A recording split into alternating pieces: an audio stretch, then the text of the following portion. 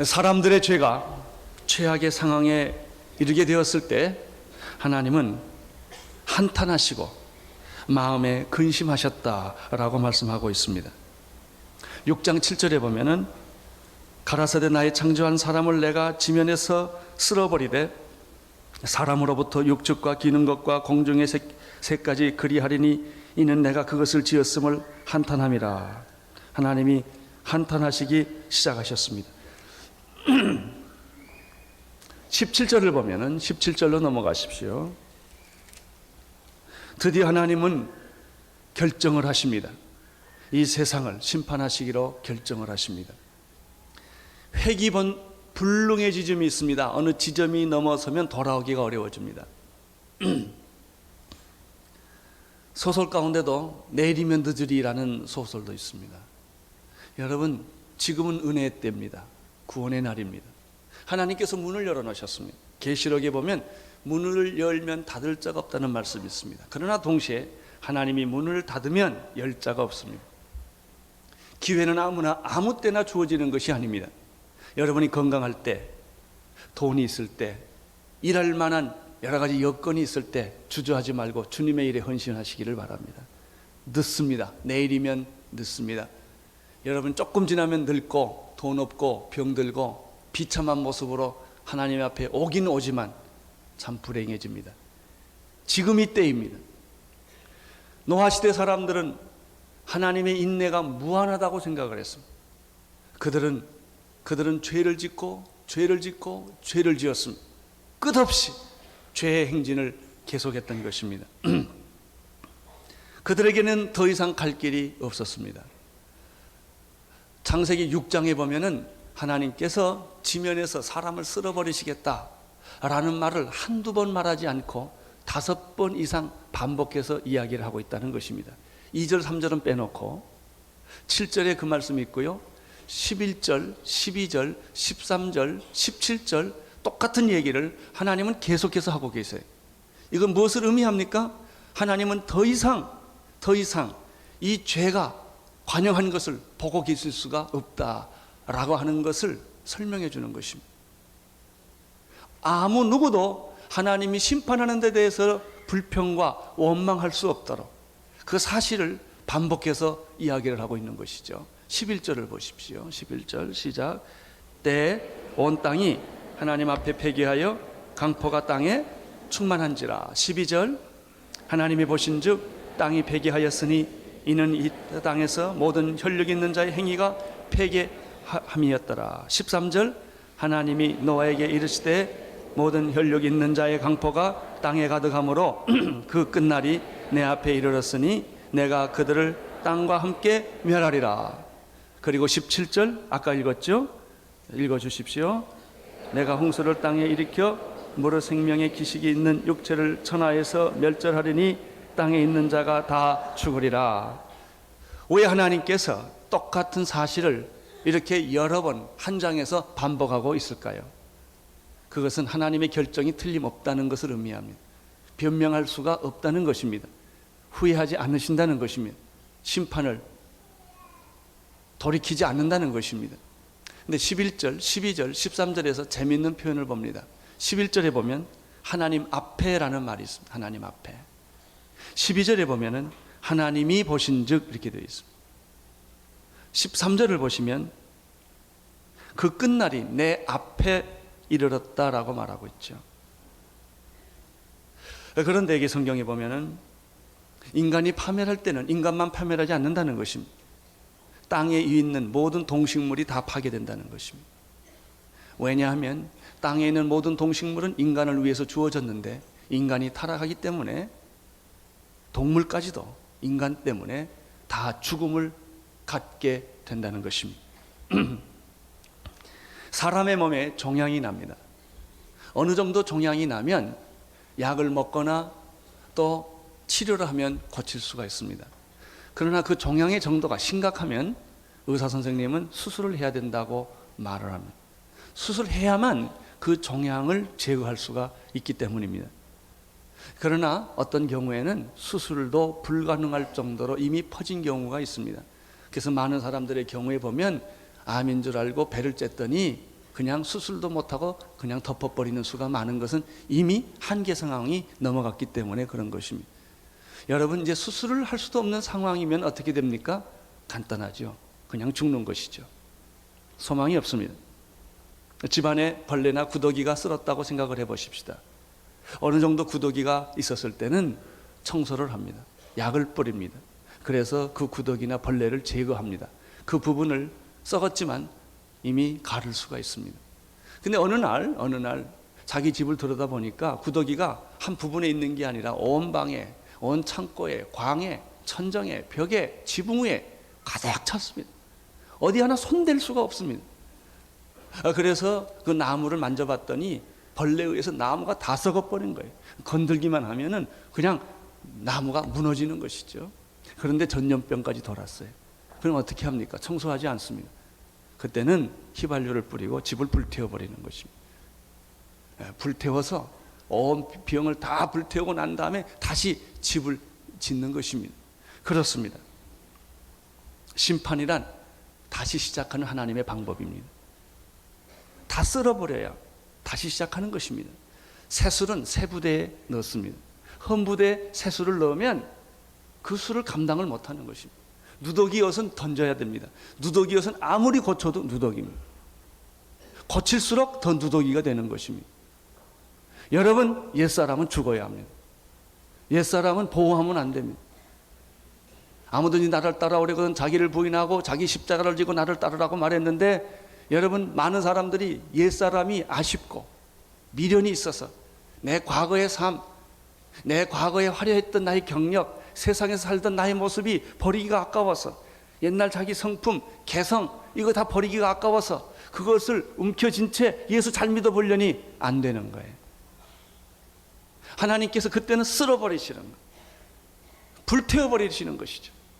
나는 오늘 여러분 옛사람이 다 죽기를 축원합니다. 그거 들고 있지 마세요. 그 누더기 들고 하나님 앞에 오지 마세요. 그 쓰레기 들고 하나님 앞에 들어오지 마세요. 청소한다고 되지 않아요. 그것은 쓸어버려야 돼요. 그래야만 거기에 새로운 새싹이 돋아나는 것이며 새 집이 들어설 수 있는 것이며 여러분의 새 인생이 설계될 수가 있는 것입니다. 여러분, 누더기에 새 옷이 안 됩니다. 새 옷을 맞춰 입으면 헌 옷을 벗어야 합니다. 헌 옷을 입은 지 아까워서 그 위에 새 옷을 입으면 폼도 나지 않고 아무짝에 쓸 데가 없는 것입니다. 아낌없이 여러분의 옛날 옷을 던져버리시기를 바랍니다. 하나님은 지구를 쓸어버리시기로 결정을 하셨습니다.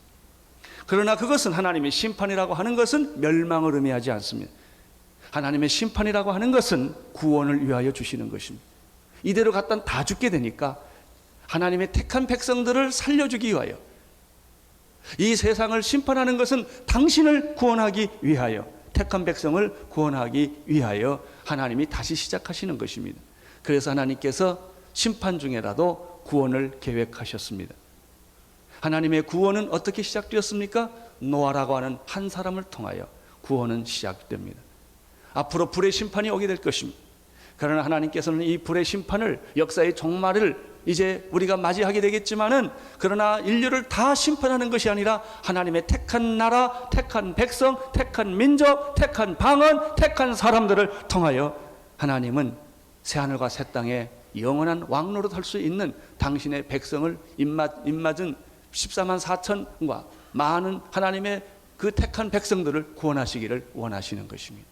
그것이 바로 노아라고 하는 한 사람을 통하여 노아와 8가족 하나님은 구원하여 주셨습니다. 노아는 어떤 사람입니까? 어떤 사람이 하나님의 택함을 받고 구원을 받습니까? 8절에서부터 시작하겠습니다. 8절 같이 보시겠습니다. 시작. 그러나 노아는 여호와께 은혜를 입었더라. 어떤 사람이 구원을 받습니까? 은혜를 입은 사람입니다. 은혜를 입은 사람. 노아는 훌륭하고 똑똑하고 잘났기 때문에 구원받은 것이 아니라 하나님께 은혜를 받았기 때문에 그는 위대한 하나님의 사람으로 방주를 짓고 그 시대를 구원하는 놀라운 축복을 갖게 된 줄로 믿습니다. 여러분, 사람은 누구든지 있는 그대로 평가한다면 한 사람도 살아남을 사람이 없을 거예요. 여러분 생각을 입으로 토해내지 않기 때문에 망정이지, 여러분의 생각을 남편이 알게 되면 큰일 날 거예요.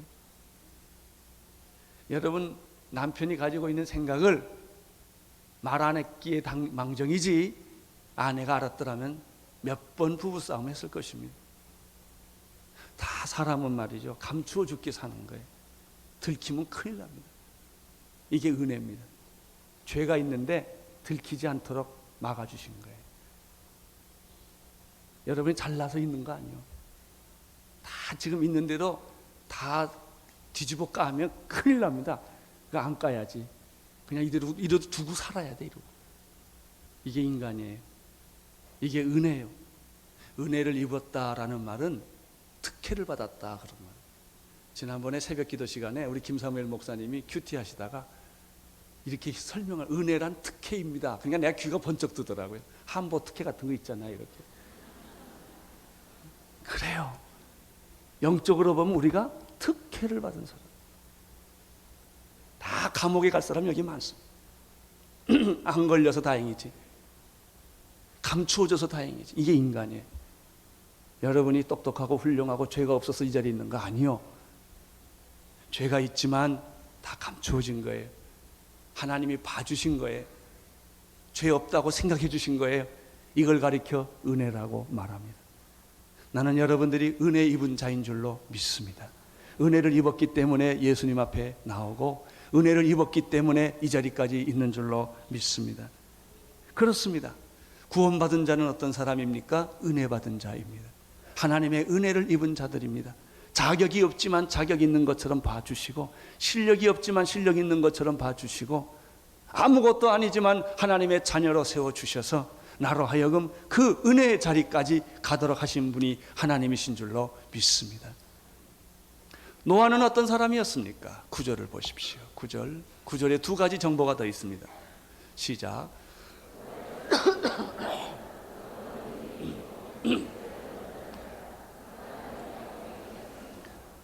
노아는 그처럼 죄가 관영하고 패기하고 강포가 많은 시대에 살면서도 놀랍게도 세상 사람들처럼 죄에 물들지 않고 의인으로 살았고 흠없는 사람으로 살았다는 것이죠. 이건 아주 기적과 같은 얘기예요. 우리는 이 시대의 공기를 먹고 살며 이 시대의 문화 속에 함께 살 수밖에 없어요. 세상이 그러기 때문에 나도 모르는 사이에 가치 판단이 세상적으로 돌아가는 거예요. 죄를 짓고도 뻔뻔하게 살아갈 수 있는 이유가 뭐냐면 그 시대가 그렇기 때문에 그런 거예요. 그걸 죄라고 사람들이 생각하지 않기 때문에 그렇습니다. 오늘날 교회의 문제가 뭐냐면, 오늘 여러분 보세요. 세상에 있는 사람들이 다 와서 예배 드리는 거예요. 이 교회만 깨끗할 수가 없어요. 죄 짓던 사람이 그대로 와서 세상 교회에서 사니까. 교회 문제는 사회 문제와 연관을 가지고 있죠. 따라서 이 교회에서 죄를 막지 않으면 세상에선 죄를 못 막습니다. 누가 세상에서 회개하라 야단치는 사람이 어디 있습니까? 당신 죄인이라고 말하는 사람 어디 있습니까? 그렇게 살지 말라고 예수의 이름으로, 하나님의 이름으로 말할 수 있는 데는 교회밖에 없는데, 근데 교회가 그 기능을 잘 안 하고 있었죠. 여기에 교회 타락이 있었습니다. 여러분, 우리 시대는 5060이 있었어요. 교회가 5060하고 똑같거든요. 그런데 세상은 5060을 졸업했다고요. 근데 교회는 아직 졸업하지 않고 있어요. 옛날 체제를 그냥 가지고 있다고. 이 교회가 위기에 부딪히게 된 것입니다. 교회도 빨리 정말 하나님 앞에 변신하고 새로운 예수 문화, 새로운 사고방식, 새로운 가치체계, 세상을 변화시킬 수 있는 그런 공동체로 교회가 탈바꿈해야 합니다. 노아는 그 시대에 살면서 기적 같았던 사실은, 그가 그렇게 타협하고 불의가 많고 음란한 그 시대에 노아는 정말 깨끗하게 의인으로 불림을 받았고 당대에 흠없는 완전한 자로 존재했다는 것입니다. 여러분, 좋기도 하지만 노아가 얼마나 외로웠을까요? 얼마나 힘들었을까요? 세상 사람과 똑같이 살지 않았을 때 많은 비판을 받았을 것입니다. 근데 우리는 여기서 한 가지 비밀을 발견합니다. 어떻게 그 시대 의인으로 당대의 완전한 자로 살 수 있었을까? 그 해답이 8절에 있어요. 무엇을 입었기 때문에? 하나님의 은혜를 입었기 때문에. 사랑하는 성도 여러분, 은혜를 입은 사람은 죄 짓지 않고 살 수 있습니다. 은혜를 입은 사람은 죄 가운데서도 벗어날 수 있는 축복이 있는 줄로 믿습니다. 노아에는 두 가지, 은혜를 받은 자였다. 두 번째, 그는 의롭고 당대 완전한 자였다. 세 번째입니다. 9절 하반절을 조금 더 읽어보십시오. 시작. 그가 하나님과 동행하였으며. 아주 중요한 말씀입니다. 동행했다는 말은 무슨 말일까요? 제사를 드렸다는 말이에요. 하나님께 제사를 드렸으며. 노아는 어떤 제사를 드렸을까요? 아벨의 피의 제사를 드렸을 것입니다. 그는 날마다 하나님 앞에 제사 드리며 나갔고 예배 드리며 나갔기 때문에 하나님과 동행할 수가 있었습니다. 하나님은 육신이 아니고 영이시기 때문에, 예배하는 자가 영이시기 때문에 신령과 진정으로 예배할지니라. 하나님을 만나는 방법은, 우리가 만나는 방법은 식당에서도 만나고 집에서도 만나고 직장에서도 만날 수 있어요. 그러나 하나님을 만나는 방법은 예배라고 하는 것입니다. 왜? 그분은 영이시기 때문에 그런 것입니다. 예배하는 자가 신령과 진정으로 예배 드릴지니라. 가인의 제물이 아니고 아벨의 피의 제물을 그는 날마다 드림으로 말미암아 하나님과 더불어 가까이 가는 관계를 계속 만들었던 것이죠. 노아는 300년 동안 하나님과 동행하다가 죽음을 보지 않고 천국으로 직통해 갔습니다. 여러분, 하나님께 예배드리는 자는, 하나님과 동행하는 자는 어떤 축복이 있습니까? 첫째, 자기를 의지하지 않는다는 것입니다. 하나님을 의지하게 됩니다. 두 번째, 하나님과 동행하는 사람은 자기 마음대로 안 삽니다. 우리의 문제는 자기 마음대로 산다는 것입니다. 교회도 나가지만 교회 나온 나머지 시간은 다 내 거라고 생각하는 것이죠. 그러니까 죄를 짓는 것입니다. 자기 마음대로 사는 사람, 자기가 가고 싶은 대로 가고 자기가 먹고 싶은 대로 먹고 자기가 쓰고 싶은 대로 쓰는 사람은 죄를 지을 수밖에 없어요. 그러나 하나님과 동행하는 사람은 자기 마음대로 살지 않아요. 하나님의 뜻에 따라 살기 때문에 그는 다른 사람보다도 비교적 죄를 질 수 있는 환경이 적습니다. 여러분들이 오늘 주일날 아침에 교회에 와 있기 때문에 죄를 비교적 덜 짓는 거예요. 비록 어떤 사람은 졸기도 하겠지만 그 정도는 괜찮아요. 그냥 교회에 와 앉아 있다는 것 자체가 이미 여러분은 하나님과 뭐 하고 있는 거예요? 동행하고 있는 거예요. 우리 교회에서 결혼식이 많은데 결혼식 하다 보면 예수 안 믿는 사람들도 많이 옵니다. 그 사람들은 밖에서 담배 피워요. 근데 특이한 걸 내가 발견했어요. 본당까지 와서 담배 피는 사람은 없더라고요. 꼭 문 밖에 나가서 담배를 피시더라고요. 그래요. 예수 안 믿는 사람도 본당에 와서는 담배 안 펴요. 여러분, 그래서 어디서 살면 좋은가 하면 교회 그 현관에서 사는 것보다는 본당에 와서 들어 사는 게 훨씬 낫습니다. 우리 교회 와보면요, 밤 2시, 3시에 누군가 와서 기도하고 있어요. 낮에 와보세요. 끊임없이 누군가 와서 기도하고 있어요. 이번에 여러 가지 기업이 어려울 때 어떤 큰 그룹 기업인을 한 분은 대낮에 저를 찾아왔더라. 목사님, 날 위해 기도해 주세요. 그냥 사업하다 뛰어들어온 거예요. 그래서 여기 제가 그분하고 둘이 무릎 꿇고 여기 앉아서 기도를 했어요. 그러니까 마음이 안심이 된다고 그러시면서 가시더라고요. 예, 그분은 바로 그 시간에 하나님과 동행했던 것이죠. 교회 하루에 3번 정도 나와 보십시오. 그냥 와서 괜히 벽돌도 만져보고 교회 밥도 먹고 그냥 왔다 갔다 하는 거예요. 여러분이 교회에 왔다는 것 자체가 이미 여러분의 생각에 누가 지배하고 있는 거예요? 하나님이 지배하고 있는 거예요. 당신이 예수를 믿느냐, 뭐 장로냐, 목사냐, 이거 중요하지 않아요. 당신이 지금 어디에 있느냐가 중요합니다. 당신이 있는 자리가 당신이요. 술집에 있으면 술꾼이요. 도박장에 있으면 도박꾼이요. 교회에 와 있으면 성도요. 그런 거예요. 당신의 명함이 중요하지 않아요. 당신이 무슨 생각을 하고 있느냐가 당신의. 돈을 열심히 생각하는 사람들은 얼굴이 100원짜리 동전같이 딱 생겼다고요. 왜? 돈만 묵상하니까. 하나님을 생각하는 사람은 그 얼굴이 하나님의 빛이 어딘가 있는 거예요. 나는 여러분이 하나님과 동행하는 축복이 있게 되기를 바랍니다. 하나님의 은혜를 받은 자요, 하나님의 은혜를 받으면 죄를 짓지 않게 돼요. 죄가 피해가요. 죽음이 피해가요. 그리고 의인이라는 말을 듣게 돼요. 그리고 당대 완전한 사람이라는 말을 듣게 되는 것이죠. 여러분, 하나님과 더불어 동행하는 사람은 죄를 짓지 않을 뿐만 아니라 그는 최고의 가치를 선택한 사람이에요. 하나님보다 더 위대한 가치가 어디 있습니까? 하나님과 날마다 같이 있고 시간을 보내고 예배를 드리는 사람은 최고의 가치와 함께 있는 거예요. 뭐든지 그렇습니다. 내가 어떤 물건을 가지고 있다가 그 물건보다 더 좋은 물건이 내 손에 들어오면요, 옛날 물건은 버리게 돼 있어요. 두 개 안 같습니다. 하나님을 가진 사람은요, 세상을 쉽게 생각합니다. 그게 오래 산다든지 뭐 성공한다든지 뭐 유명해진다든지 돈을 번다든지 이런 가치는 그렇게 나에게 중요한 게 아니에요. 왜? 하나님이 최고의 가치이니까. 그분이 주시는 평화와 기쁨은 그 어떤 것과도 비교할 수 없다는 것을 내가 알기 때문에 그렇게 사는 것이죠. 그는 말씀 중심으로 사는 사람이요, 말씀을 듣는 기쁨을 하는 사람이요, 설교를 듣는 기쁨을 하는 사람이요, 성경 공부를 하는 기쁨을 하는 사람이요, 말씀대로 순종하고 말씀대로 믿고 살아가는 사람, 이 사람이 하나님과 동행하는 사람인 줄로 믿습니다. 노아는 어떤 사람이었나? 은혜를 받은 사람이었다. 두 번째, 노아는 의인이었고 당대에 완선한 사람이었다. 세 번째, 그는 하나님과 동행하는 사람이었다.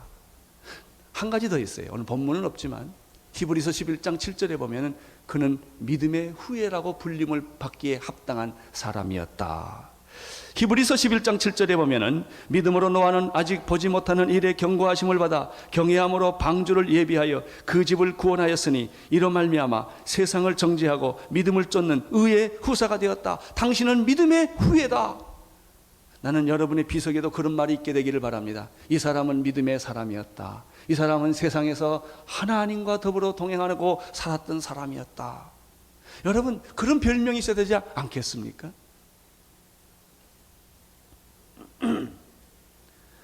사실 노아가 굉장히 괴로웠을 것 같아요. 홍수나기 120년 전에 방주를 지으라, 나는 세상을 다 쓸어버리겠다는 말을 들었을 때부터 노아는 다른 삶을 살 수밖에 없었습니다. 하나님을 만난 사람은 다른 삶을 살 수밖에 없어요. 그는 방주를 짓기 시작했습니다. 얼마나 반대를 받았겠어요. 아마 가족들도 다 처음부터 환영하지 않았을 거예요. 여러분, 그 시대 사람들이 이해를 했을까요? 못했겠죠. 누가복음 17장 27절에 보면은 노아가 방주에 들어가던 날까지 사람들은 먹고 마시고 시집가고 장가갔다, 그렇게 되어 있습니다. 홍수가 나서 저희를 다 멸하였다. 여러분, 사람들은 시집가고 장가가고 먹고 마시고, 그게 뭐예요? 보통 우리가 사는 삶 아닙니까? 홍수가 온다는 하나님의 말씀과 예언이 있음에도 불구하고 사람들은 그 말에 귀를 기울이는 사람은 한 사람도 없었다는 거예요. 그래서 노아와 8가정 외에는 한 사람도 구원받은 사람이 없습니다. 그들은 언제부터 후회하기 시작했나? 노아의 문이 닫히고 방주의 문이 닫히고 비가 내리기 시작했는데 일주일 정도 내릴 때도 괜찮았을 거예요. 열흘 정도 내렸을 때도 그렇게 걱정을 안 했을지도 모르죠. 끝나겠지. 근데 비는 계속 왔다는 것입니다. 후회할 때는 늦습니다. 여러분, 예수님을 정말 진짜 믿는 사람은 외롭습니다. 세상 사람들이 여러분 이해 안 합니다. 만약에 세상 사람들이 여러분을 이해하고 여러분에게 박수 쳐주고 여러분이 인기가 있다면 당신은 가짜일지 몰라요. 왜냐하면 가짜는 가짜를 알아보니까. 가짜는 진짜를 못 알아봅니다. 당신이 세상에서 편하게 살고 있다는 것은 something, 가짜라는 소리요. 정말 당신이 하나님의 사람으로 하나님과 동행하면서 산다면 어쩌면 가시 같은 사람일지 몰라요. 불편한 거죠. 힘든 거죠. 사람들이 당신을 이해 못할 거예요. 왜 그런데 돈을 쓰냐 이거예요. 왜 갈 데 없이 맨날 교회만 가냐, 이거 쪼다가 아니냐 이거예요. 이렇게 이야기할 수 있어요. 인기가 없을 수 있어요. 여러분이 만약에 세상에 환영을 받는 사람이라면 하나님께 환영받지 않는 사람일지도 몰라요. 노아가 바로 그런 사람이었죠.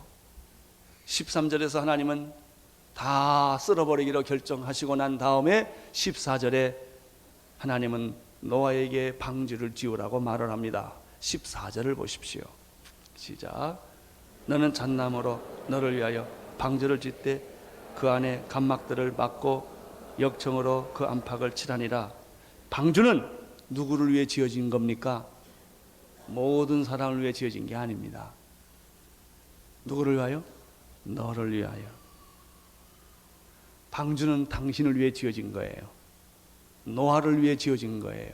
노아와 그 가정을 위하여 지어진 것이죠.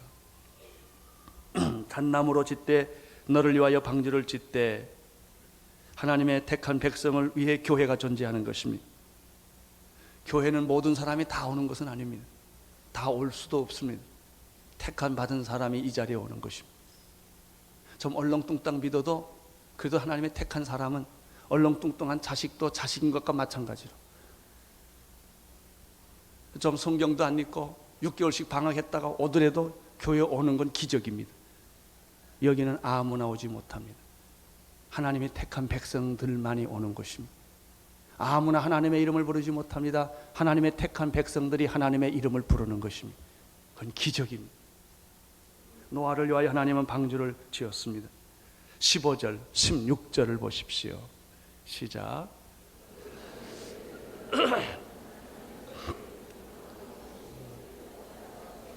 거기 창을 내되 위에서부터 한 규빗에 내고 그 문은 옆으로 내고 상중하 3층으로 할지니라. 여러분, 여기 방주에 대한 자세한 이야기가 있습니다. 하나님께서 노아에게 방주를 이렇게 지으라고 말씀하셨습니다. 하나님은 방주를 지으라고 그럴 때 내 마음대로 지으라 그러지 않으셨습니다. 만약에 방주를 노아의 마음대로 지으라고 그러면 세상 때와 똑같이 지었을 것입니다. 우리 보고 하나님이 하라고 그러면 세상식으로 합니다. 하나님을 위해서 세상식으로 합니다. 안 맞는 거예요. 해놓고 실패하고 괴로운 거예요. 하나님의 일을 할 때는 하나님 방법대로 하세요. 세상 방법대로 교회 운영 안 됩니다. 교회는 주식회사가 아닙니다. 교회는 군대가 아닙니다. 군대 방법을 하면 안 됩니다. 주식회사 방법을 하면 안 됩니다. 로타리 클럽처럼 하면 안 됩니다. 이건 그 교회가 그런 것이 아니기 때문에 그래요. 하나님이 성막을 지으라고 그럴 때 네 마음대로 지으라고 그러지 않았어요. 양식을 하나씩 하나씩 다 가르쳐 줬어요. 따라서 교회 섬기는 비결은 무엇입니까? 당신 마음대로 당신 능력껏 하는 게 아니라 순종하는 것입니다. 하나님이 시키시는 대로 그 부분에서 순종하는 것이 하나님 섬기는 방법이에요. 많은 사람들이 교회 섬기긴 해요. 근데 왜 상처받는 줄 아십니까? 자기 마음대로 해서 그래요. 자기가 세상에서 경험했던 세상의 지위를 이용하여 세상의 방법과 문화를 그대로 교회에서 적용해 보려고 하니까 안 되는 거예요. 방주는 내 마음대로 지으면 세상 배같이 집니다. 성막도 내 마음대로 지으면 내 집같이 지어버리고 마는 것입니다. 교회는 하나님의 방법대로 살아야만 질서가 잡히는 것입니다. 하나님께서 방주를 어떻게 지으라 하셨는가? 바보 같은 배를 지으라고 그랬어요. 배 같지가 않아요. 이것은 마치 축구장 정도의 길인데 150m예요. 150m의 넓이가 25m, 높이가 15m의 이상한 배라는 거예요. 이게 누가 이런 배를 지을 수가 있겠습니까? 이런 아이디어는 세상에서 볼 수 있는 아이디어가 전혀 아니기 때문에 사람들은 그런 배를 지으면 못 짓는 거예요. 왜? 무슨 세상의 경험 때문에 하나님의 일을 못하는 거예요. 왜? 세상에서는 이렇게 했거든요. 하나님의 일은 이렇게 하라 그러니까 동의가 안 돼. 인간의 이성과 상식과 경험과 여러분의 대학교에서 배운 거하고 다르거든요. 사회학적 질서하고 다르거든요. 이게 방주예요. 그러나 여러분들이 순종해야 될 것은 일반 배를 지었으면 깨져버립니다. 그건 1년 동안 그 홍수, 대홍수에 못 견뎌납니다. 하나님이 특별하게 고안된 배를 주셨습니다. 그래서 이 배는 특징이 몇 가지가 있어요. 15절, 16절을 보시면 특징이 있어요. 그 방주의 제도는 이러하니라. 장이 300규빗, 광이 50규빗, 고가 30규빗인데요. 해군에서 이걸 진짜 그대로 해봤답니다. 우리 창조과학 계자들의 얘기를 들어보니까. 그리고 거기다가 뭐 똑같은 파도를 시켜봤는데 제일 안전한 사이즈랍니다. 이게 아주 완벽하게 안전한 사이즈라고 하는 것이죠. 그리고 이 3층으로 지었어요.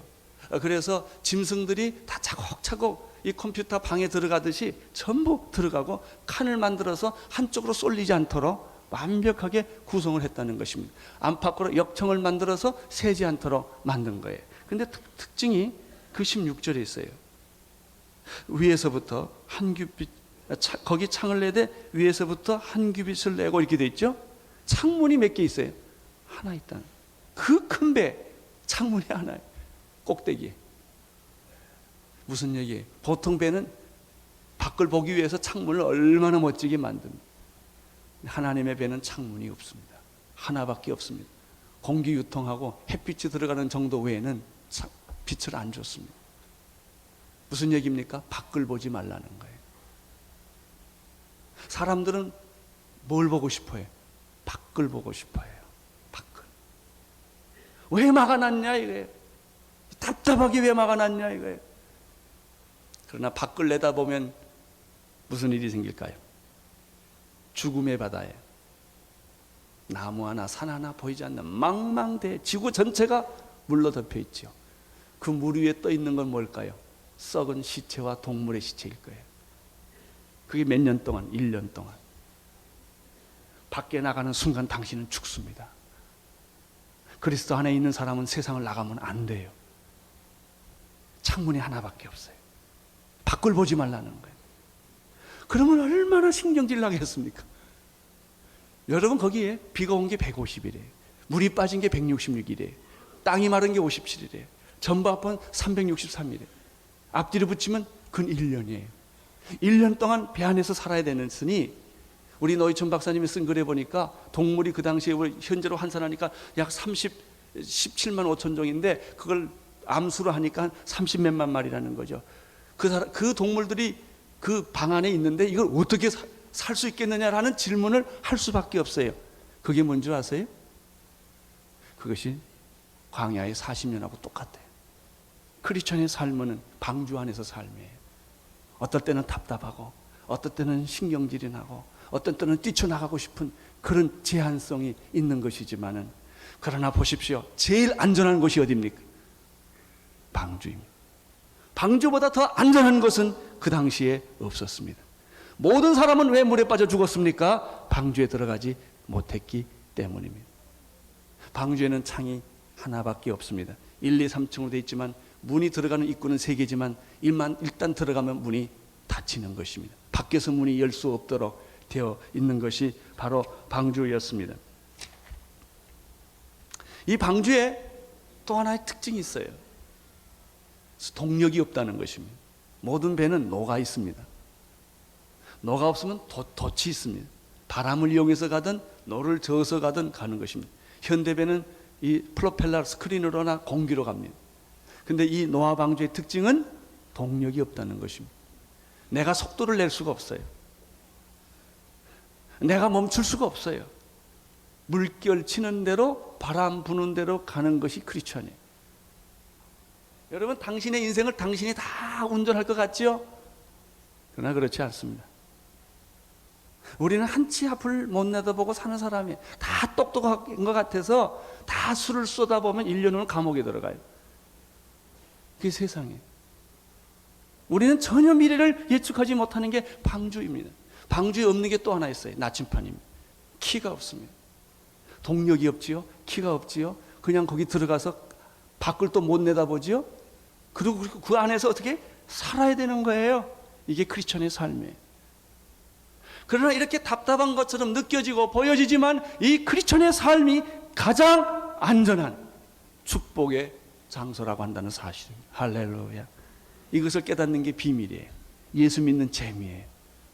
광야의 40년 동안 그들은 죽음의 땅을 헤매야 했어요. 40년 동안 무엇을 먹을까, 무엇을 마실까, 어디서 잘까, 어떻게 살아야 될까 절망할 수밖에 없는 그 광야의 삶이었지만 하나님께서 하늘에서 만나를 비같이 내려주시고 물이 없을 때 바위에서 물을 터서 샘물을 주시고, 그들이 외롭고 고독할 때 하나님의 말씀을 주셨고, 죄를 지었을 때 성막을 주셨고, 길을 잃어버렸을 때 불기둥과 구름기둥을 줘서 이 험악한 광야의 생활을 기가 막히게 살아갔던 것처럼 나이가 분명히 믿는 게 있어요.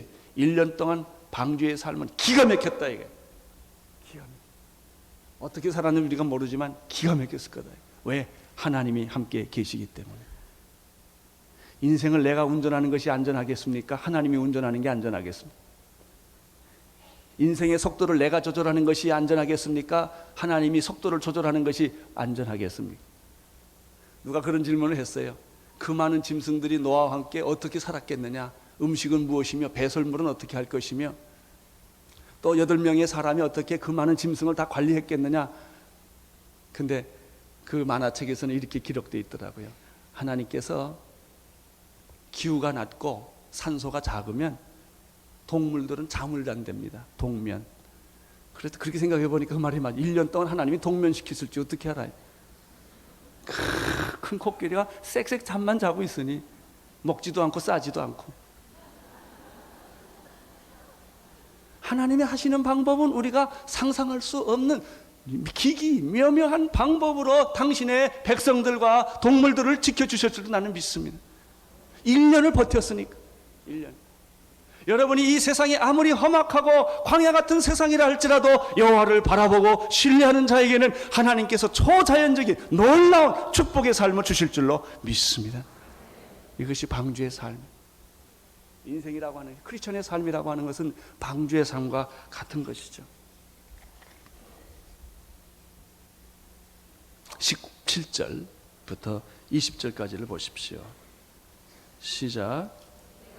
홍수를 땅에 일으켜 물의 생명의 기식이 있는 육체를 천하에서 멸절하리니 땅에 있는 자가 다 죽으리라. 그러나 너와는 내가 내 언약을 세우리라.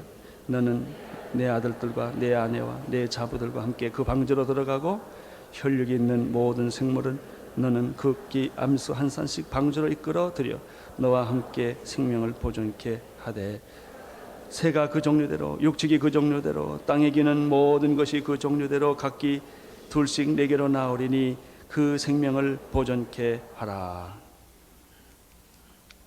여러분, 여기 말씀을 보면 아주 중요한 단어 하나가 나와요. 언약이라는 말입니다. 하나님은 노아와 언약을 합니다. 우리는 여기서 배우는 게 있습니다. 하나님은 언약의 하나님, 약속하시는 하나님이라는 것입니다. 하나님은 기분 내키시는 대로 하시는 분이 아니라 약속을 하시고 언약을 하시고 그 언약을 성취하시는 하나님이신 줄로 믿습니다. 예수 그리스도를 세상에 보내시기로 하나님은 약속을 하셨습니다.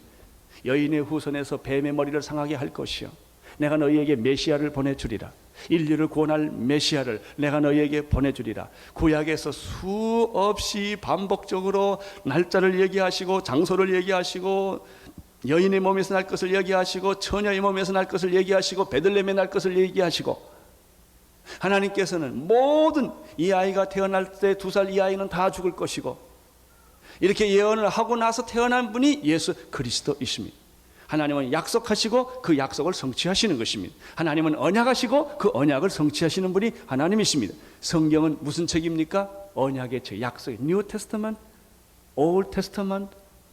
이것은 옛 약속, 새로운 약속, 새로운 유언, 새로운 예언인 거예요. 하나님께서는 약속을 하시고 일을 하십니다. 하나님은 노아에게 약속을 하여 주셨습니다. 내가 너를 살려주겠다. 다 심판하지만 내가 은혜를 입었고 내가 의롭고 내가 완전하고 내가 하나님과 동행했던 까닭에 나는 너를 통하여 새로운 세계를 만들어 줄 것이다. 너를 위하여 뭘 지어라? 방주를 지어라. 그리고 너와 함께 많은 동물들을 거기다 채워라. 이렇게 말했죠. 근데 중요한 것은 오늘 말씀해 보니까 하나님께서 노아에게 너와 그리고 뭐라고 그랬죠? 내 아들들과 내 아내와 내 자부들과 함께 그 방주에 들어가라. 그리고 혈육 있는 모든 동물들은 한 쌍씩 집어넣으라고 말했습니다. 새가 그 종류대로 육축이 그 종류대로 각기 둘씩 내게로 나오라. 내가 그 생명을 보존하리라 라고 말씀하셨는데, 나는 여기에서 이 말씀이 생각이 나요. 주 예수를 믿으라. 그리하면 너와 내 집이 구원을 얻으리라. 할렐루야. 하나님께서는 노아만 구원해 주지 않았고 노아의 가족들을 구원해 준 것이죠.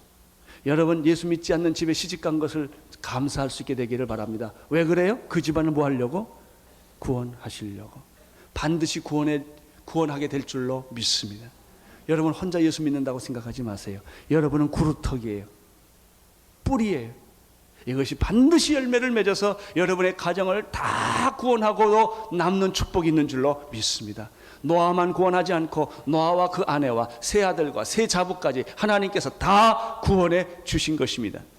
우리는 여기서 구원의 새로운 한 면을 또 보게 되는 것이죠. 구원은 어떻게 이루어지는 것이냐? 내가 누구냐? 따라 구원이 이루어지는 것이 아니라 내가 누구에게 속했느냐에 따라 구원이 이루어진다는 것입니다. 내가 의인이냐 악인이냐 나쁜 놈이냐 좋은 놈이냐 라고 해서 천국과 지옥이 갈라지는 것이 아니에요. 당신의 소속이 누구냐로 당신의 구원이 결정되는 거예요. 여러분 집안에 좀 망나니 자식이 있다고 해도 상속은 누구한테 가요? 그 자식한테 가는 거예요. 모범생에게 상속 주는 것이 아니란 말이죠. 착한 사람에게 상속 주는 게 아니에요. 그 상속을 받게, 그 아버지의 상속을 받을 수 있는 사람은 그 아들인 것처럼 하나님의 택한 자녀들이 하나님 나라에 들어가고 구원을 받게 되는 거예요. 여러분, 내가 인간의 힘으로 인간의 방법으로 구원받는 것이 아니에요. 대한민국에 태어났다는 것은 잘나서 태어난 게 아니에요. 태어났고 보니까 대한민국이니까 대한민국 국민이 된 거예요. 여러분, 미국 시민권을 얻으려면 뭐 잘나면 시민권 되고 훌륭하면 시민권 됩니까? 간단해요. 미국에서 태어나면 미국 시민이에요. 이거예요. 당신이 어디 소속이냐, 어디에서 태어났느냐는 거예요. 그러므로 누구든지 예수 그리스도를 믿는 자들에게는 구원을 얻으리라. 하나님의 아들을 믿는 자에게는 하나님의 자녀가 되는 권세를 주신다고 하는 말씀이 이거예요. 예수 하나님의 자녀가 되면 하나님께 속한 자가 되는 것이죠. 노아에게 속한 가족이 구원을 받은 것과 마찬가지입니다. 21절, 22절을 보십시오. 시작.